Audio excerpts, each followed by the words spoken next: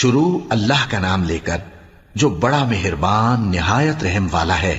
سب تعریف اللہ ہی کو ہے جس نے اپنے محبوب بندے محمد صلی اللہ علیہ وآلہ وسلم پر یہ کتاب نازل کی اور اس میں کسی طرح کی کجی اور پیچیدگی نہ رکھی، بلکہ سیدھی اور سلیس اتاری تاکہ لوگوں کو عذاب سخت سے جو اس کی طرف سے آنے والا ہے ڈرائے، اور مومنوں کو جو نیک عمل کرتے ہیں خوشخبری سنائے کہ ان کے لیے ان کے کاموں کا نیک بدلہ یعنی بہشت ہے جس میں وہ ہمیشہ رہیں گے، اور ان لوگوں کو بھی ڈرائے جو کہتے ہیں کہ اللہ نے کسی کو بیٹا بنا لیا ہے۔ ان کو اس بات کا کچھ بھی علم نہیں اور نہ ان کے باپ دادا ہی کو تھا۔ یہ بڑی سخت بات ہے جو ان کے منہ سے نکلتی ہے، اور کچھ شک نہیں کہ یہ جو کچھ کہتے ہیں محض جھوٹ ہے۔ اے پیغمبر، اگر یہ اس کلام پر ایمان نہ لائیں تو شاید تم ان کے پیچھے رنج کر کر کے اپنے تئیں ہلاک کر دو گے۔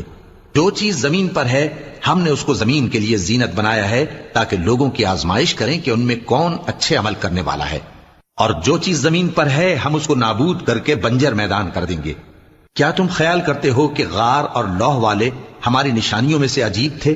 جب وہ نوجوان غار میں جا رہے تو کہنے لگے کہ اے ہمارے پروردگار، ہم پر اپنے ہاں سے رحمت نازل فرما اور ہمارے کام میں درستی کے سامان مہیا کر۔ تو ہم نے غار میں کئی سال تک ان کے کانوں پر نیند کا پردہ ڈالے رکھا، یعنی ان کو سلائے رکھا، پھر ان کو جگہ اٹھایا تاکہ معلوم کریں کہ جتنی مدت وہ غار میں رہے دونوں جماعتوں میں سے اس کی مقدار کس کو خوب یاد ہے۔ ہم ان کے حالات تم سے صحیح صحیح بیان کرتے ہیں۔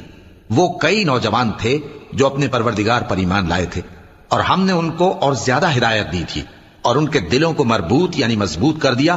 جب وہ اٹھ کھڑے ہوئے تو کہنے لگے کہ ہمارا پروردگار آسمانوں اور زمین کا مالک ہے، ہم اس کے سوا کسی کو معبود سمجھ کر نہ پکاریں گے۔ اگر ایسا کیا تو اس وقت ہم نے بے عقلی کی بات کی۔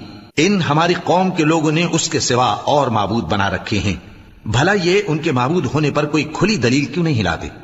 تو اس سے زیادہ کون ظالم ہے جو اللہ پر جھوٹ باندھے؟ اور جب تم نے ان مشرکوں سے اور جن کی یہ اللہ کے سوا عبادت کرتے ہیں ان سے کنارہ کر لیا ہے تو غار میں چل رہو، تمہارا پروردگار تمہارے لیے اپنی رحمت وسیع کر دے گا اور تمہارے کاموں میں آسانی کے سامان مہیا کرے گا۔ اور جب سورج نکلے تو تم دیکھو کہ دھوپ ان کے غار سے داہنی طرف سمٹ جائے، اور جب غروب ہو تو ان سے بائیں طرف کترا جائے، اور وہ اس غار کے کشادہ حصے میں تھے۔ یہ اللہ کی نشانیوں میں سے ہیں، جس کو اللہ ہدایت دے وہ ہدایت یاب ہے، اور جس کو گمراہ رہنے دے تو تم اس کے لیے کوئی دوست راہ بتانے والا نہ پاؤ گے۔